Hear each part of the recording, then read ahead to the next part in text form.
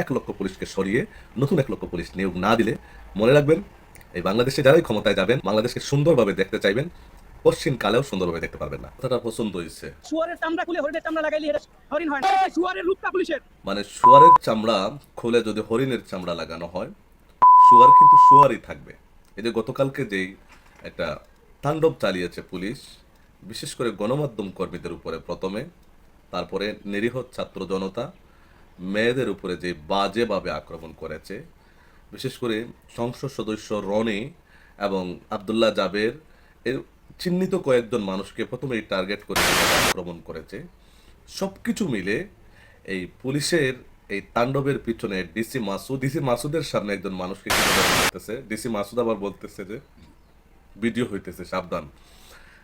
এই সব কিছু মিলে এই যে মহা তাণ্ডব গতকালকে ওনারা চালিয়েছেন, কিছুদিন আগে নূরের উপর সেনাবাহিনীর যে আক্রমণ, আপনাদের কি আর বুঝতে বাকি আছে যে এরা কারা?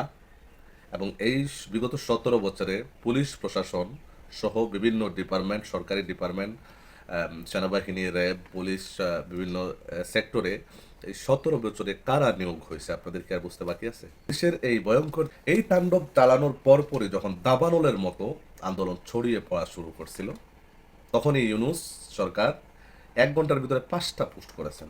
এর ভিতরে একটা পোস্ট ছিল, আপনাদের এই দাবিটা আমরা মেনে নিলাম, রবিবার সকালের দিকে এটা আমরা প্রেস মিটিং করবো অথবা জাতিসংঘের মানে এটা সিস্টেমে পৌঁছাইয়া দিব। এই বক্তব্যটা ইউনূস সরকার কখন দিয়েছেন? যখন পুলিশ এমনভাবে আক্রমণ করেছে, হায়নার মতো ঝাঁপিয়ে পড়ছে সাধারণ নারী, পুরুষ, মাদ্রাসার ছাত্র, সাধারণ মানুষের উপর যখন ঝাঁপিয়ে পড়ছে এবং বিশেষ কিছু মানুষকে যখন টার্গেট করে আক্রমণ করছে, তখন ইউনূস সরকার বুঝতে পারছে যে এই আন্দোলনের তোপের মুখে পড়ে নির্বাচন সহ নিজেরাই বানচাল হয়ে যাবেন। তো উনি 1 ঘন্টার ভিতরে 5টা পোস্ট। ডক্টর ইউনূস এই বিষয়টা কেন আগে খেয়াল করেনি? ডক্টর ইউনূসকে কেন বসিয়েছিলেন আপনারা? টের পাইছেন ডক্টর ইউনূসকে? এখান থেকে শিক্ষা নেওয়া দরকার। আসন্ন একটা বিপ্লব বাংলাদেশে আমরা দেখতেছি, এই বিপ্লব থেকে, এই অভ্যুত্থান থেকে শিক্ষা নেওয়া দরকার। এবং খুবই গুরুত্বপূর্ণ একটা মেসেজ, এই যে পুলিশ সুযোগ পেলেই মানে জনগণের উপর যে ঝাঁপিয়ে পড়ে, এর মূল কারণ আপনারা বুঝতে পারছেন। সুতরাং আগামীর বাংলাদেশ যদি খুব ভালোভাবে সুন্দরভাবে সাজাতে হয়, তবে এই সমস্ত আবর্জনা পুলিশের পোশাক পরে, এই পুরা পৃথিবীর কাছে পুলিশের পোশাক যাদের জঘন্যতম কাজে লিপ্ত, যারা পুলিশের পোশাককে কলঙ্কিত করেছে, পুলিশ দেখলেই আমাদের এখন ঘৃণা লাগে।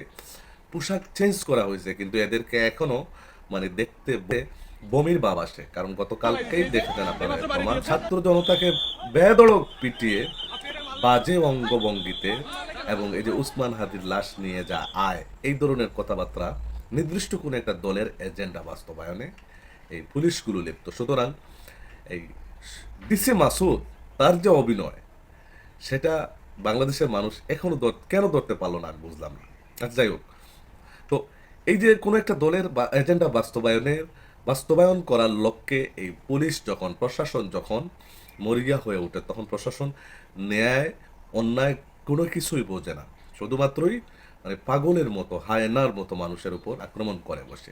আগামীর বাংলাদেশ সচল এবং সমৃদ্ধ সুন্দর বাংলাদেশ করতে হলে আমি গ্যারান্টি দিয়ে বলতে পারি, এই সমস্ত চিহ্নিত করে, সারা বাংলাদেশ থেকে চিহ্নিত করে 1 লক্ষ পুলিশকে যদি সরাতে হয়, 1 লক্ষ পুলিশকে সরিয়ে নতুন 1 লক্ষ পুলিশ নিয়োগ না দিলে মনে রাখবেন, এই বাংলাদেশে যারাই ক্ষমতায় যাবেন অথবা যারা বাংলাদেশকে সুন্দরভাবে দেখতে চাইবেন, কশ্চিন কালেও সুন্দরভাবে দেখতে পারবেন না।